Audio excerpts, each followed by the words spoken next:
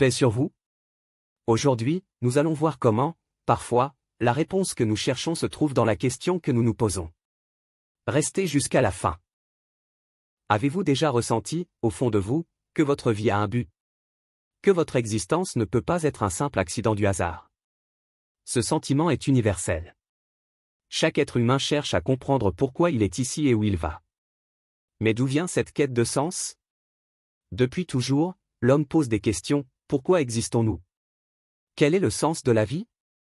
Ce désir de comprendre est ancré en nous. Mais pourquoi? Et que cherchons-nous réellement à savoir? Pour les croyants, ce n'est pas un hasard. Dieu nous a créés avec cette quête intérieure. Il a placé en nous le désir de chercher la vérité, la sagesse et une finalité à notre existence. C'est pourquoi l'homme aspire naturellement à un sens plus grand. Mais si l'univers n'a aucun but, comme le prétendent certains matérialistes et darwiniens, alors pourquoi avons-nous cette obsession du sens? Comment un monde né du hasard pourrait-il produire des êtres obsédés par la quête d'un objectif? Si tout n'est que hasard et nécessité, pourquoi sommes-nous la seule espèce à poser la question pourquoi? Pourquoi ressentons-nous un manque, une aspiration à quelque chose de plus grand?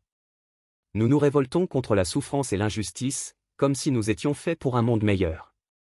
D'où vient ce sentiment? Si nous étions simplement le fruit de l'évolution aveugle, pourquoi aspirerions-nous à une existence parfaite? Et si ce désir profond en nous était une indication, un signe qu'il existe une vérité plus grande? Comme une boussole qui pointe vers un or invisible, notre âme semble chercher quelque chose au-delà de ce monde matériel.